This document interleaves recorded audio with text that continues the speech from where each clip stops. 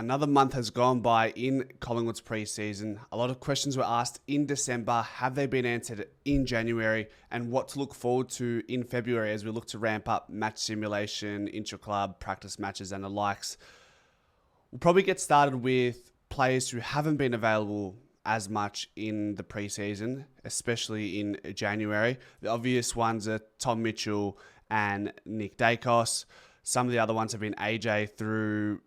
I don't know if we're going to deem it concussion, but it was a head knock, so he missed a bit of training. Lockie Sullivan's been managing a calf, so he's missed out on a lot of the drills. And then, of course, Geordie DeGoey. We also had another head knock incident between Reef and Bo, and therefore they weren't present, or at least they weren't on the footy ground on the Friday just gone by, so they're recovering from that. Nick Dacos was pretty involved in the Friday session just gone by, pretty much participated in every drill leading into the match simulation portion, which was maybe 15, 20 minutes of the session at the end. He didn't participate in that. So really positive for where he's at right now to say 2.5 weeks ago where he was reduced to stationary kicking and being on the bike. And now he's pretty much back integrated into full training. So next week will be another massive milestone for someone like Nick Dacos. Geordie DeGoey, really positive news, really positive. He was moving freely. He was involved in most of the drills, same as Nick. Didn't participate in the... Did he or did he not? I can't remember, but he may have not participated in the match simulation. But irregardless, he's making some really positive strides. I think we'll know more about whether he'll be able to manage or really kick this hip and groin issue. I think we'll know when he gets into the thick of full intensity, relentless match practice and official games. So that will be the massive one. Can he get good blocks together? Because we know he can, in last year, he can play games injured and hampered, but in the end, he missed massive patches in the season. We just can't afford to have a match winner like DeGoey missing games consistently. We need that 2023 consistency, 2018, where he's just able to be available. That's all we need. What do they say? The best ability is availability. So we'll roll with that one. Anyways, let's talk about some other players and players who have impressed me thus far. I've got Harry Di Mattia noted. What are his skills that he possesses that I think maybe the coaches love? I think the obvious one is his pace and speed, and he's a real roost of the ball. So he'll run 20, 25, and then he'll give you 50, 60 as well. So a real meter gains type of player. I don't know if he's got the finesse to find those really nice kicks going inside 50, but he'll give you the penetration and depth in kicks that allow your team to set up, and just a real energy ball really off the wing. So if he can continue to build his aerobic capacity, there's no question about his anaerobic capacity. He's fast, he's athletic, we know that. I think if he can build that aerobic side, then he could be a really good player who can press 4 positions on the wing against Steel Side Bottom, Patrick Lipinski, Harvey Harrison and the likes, right? The next one, this is a really exciting one. Curtis Taylor. I'm pretty sure most of the AFL world was sort of scratching their head when Curtis got delisted from North. Given he does have a little bit of X factor, he's a really good aerial player, medium-sized forward. Maybe North just had too many medium-sized forwards in Zerha, Curtis, Dersma, a bunch of players, right? They have a bunch of players rolling through there. And Taylor was always quite slender, whereas now it seems like he is definitely bulked up a little bit. He doesn't have a lot of muscle mass on him. Don't know if he has that in him, but he's definitely put on some size. So it seems like that's been an emphasis in his off-season. And you have to ask yourself, why wasn't he picked up by another team on their AFL list? Well, maybe teams at this point have their medium-sized forwards ducks in a row already, or they're probably thinking, he's been delisted by North, one of the worst sides in 2024. Why would he provide us value on another list? So who knows what the thought process was there. In the end, he's now at Collingwood's VFL side, and in the match simulation on Friday, he was probably best on ground, to be fair. Good tackle on Bruzzy, you would have seen on the Instagram. Really, really good read. Bruzzy always looks to find his left foot. Curtis comes in and caresses him to the boundary. Bruzzy slips, but we'll ignore that. And then also sells Bruzzy on the mark and just puts the ball inside 50. He also took a nice mark inside 50 and kicked a goal there. So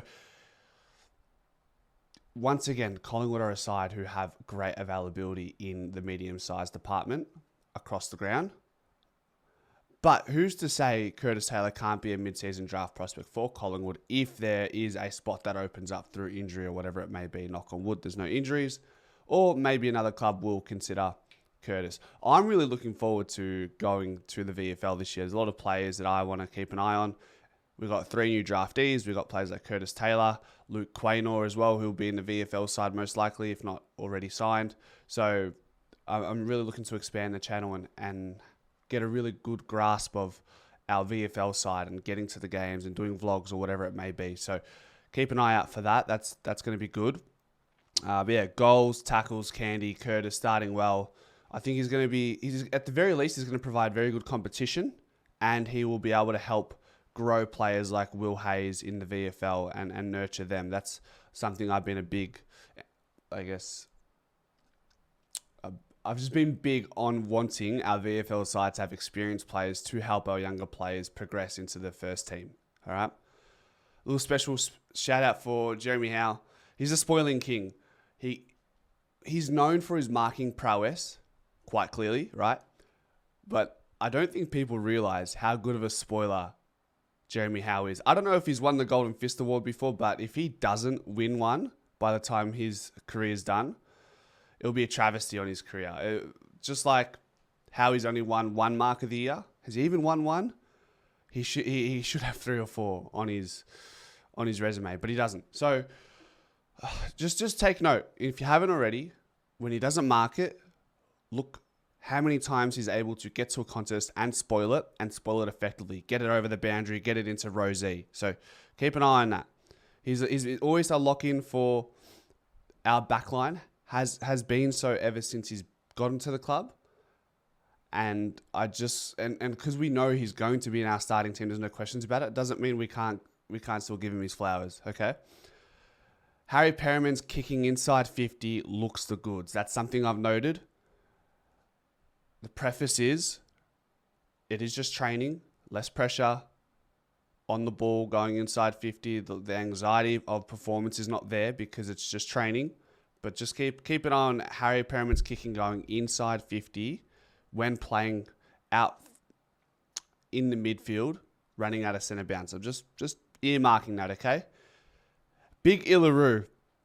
I've written down serious Smokey to play in 2025. I cannot. That is not a hyperbole. I'm telling you, he is someone who reminds me of Brodie Grundy / Luke Jackson hybrid. That's what I think Roo is. He's just a fucking prick in the ruck contest, in the sense that he just runs into you. Now, whether that's the best way to go about your ruck contest, I don't know, but he will make you feel his body. And then when the ball hits the deck, he's there. He's that 5th midfielder. So he will run you up and down the ground and ask you serious questions of whether you have the tank to run with him during those games. That's what I like about Roo. And yeah, ever since that first VFL game he played, I just think he's got a great deal of potential. And he's definitely ahead of Oscar Steen in my opinion. I don't know what Oscar Steen offers besides maybe some marking prowess inside 50. I'm not closing the door on Steen, but that's what I'm seeing so far. That's just me hand on heart being truthful from what I've seen at training so far. Big Oscar Steen. If Mason Cox isn't available in the season, I don't think it would be too far to suggest that Fly would consider running DC with Roo throughout the year. That's what I'm thinking. I reckon that's a real probability. We'll keep an eye on that, okay? Isaac Quaynor. The boys are working hard, but it almost seems like it's daylight in working ethics between him and everyone else. That's not a knock on the other players. It's just me noting that Q is just, mate, he's working so hard at training. It's so obvious. Like, to the untrained eye, anyone can see it. His voice, his running. When they finish drills, the coach blows the whistle. Everyone's got to run in, get to the water bottles as quickly as possible. Everyone's running at like a pretty decent pace, but Q is sprinting.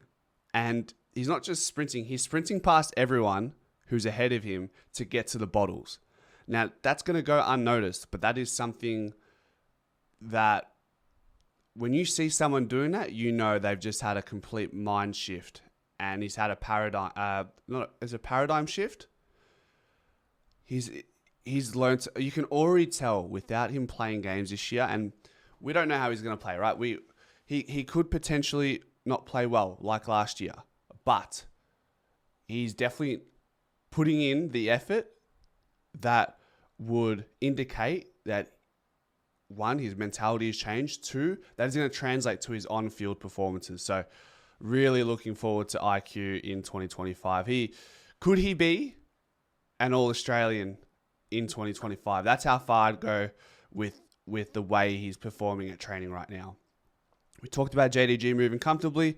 Lipinski in the match sim still seems like he'll play that wing/high half forward role, starting at centre bounce on the wing position. The next one I have is Tim Membry, McStay, and Brody Mychek looking really good. Membry looks good. McStay looks great. Mychek does Mychek things. Wow. What a mouth-watering prospect. Can't wait. Bobby and Lockie. Lockie Schultz has trained really well. I think he's finally settled. And once again, I think he will improve from an okay season last year. And I'll finish on a sour note, but before that, I just want to quickly let you guys know that we have a giveaway going at the moment at Pies Footy. I am going to be giving away a Clash Guernsey for 2025, and if you win the giveaway, you will get your desired number on the back of the Guernsey in your own size. All you have to do to be a part of this giveaway is, one, follow Pies Footy on Instagram. Link will be in the description. And then also jump on the Pies Footy mailing list, which is also in the description. If you jump on a mailing list, you also get daily news or weekly news. You'll also get event notices, giveaways, and also the run club that I'm looking at starting this Sunday coming. I will send information on where to be and what we're going to do on that given Sunday. So if you guys are interested in the run club, jump in the Discord, which is also linked in the description, and the mailing list as well. So that way you can't miss it. Instagram notifications will be there as well. So I'm looking for heaps of things to do to build this community. That is essentially what I'm trying to do. I want to build a stronger connection. It's nice talking to this camera, but it'd be also nice to meet you guys in person and create some really strong community, something that we haven't seen before. I'm looking to build this massive tribe, and we go out, we watch games, we go for runs. It's just a complete new environment that we haven't developed before, and I want it to be long-standing. So this is the start of it, and I'm really looking forward to building this community going forward. The last thing I was going to talk about is the second key tall defender issue. I still don't know who that's going to be. Billy Frampton he tries so hard in training, and he takes pride in what he's doing. You see when he loses a marking contest, he's visibly angry. So he definitely cares. I never question anyone's work ethic at Collingwood, except for the first 4 weeks of last year. That's a different story. But Reef McInnes, I just still don't think he's not the second key tall defender. He's a third key tall. If he plays second key tall, he could be undersized. And it's ironic when you say that, because Murphy was the same size. I still think Murphy and Reef are two completely different players and possess different qualities. I'm happy to be proven wrong if it means it solves our second key tall issue woes. Charlie Dean's there. I don't know. I didn't talk about him much here, but I'm just not too sure. We'll find out. Hey, at the end of February, when we do this monthly preseason report again, hopefully we have more to report on. We get some more clarity around some positional shifts and who's looking to start in our predicted 23 for opening round versus GWS. Moving into February, let me know if you want more player spotlights. There's also plenty on Instagram, plenty of reels chopped up for you guys from training. So if you want more content, go to Instagram. It's there. And we will see you guys at some point this week. And we'll be at Collingwood training session once again on Friday. Go Pies.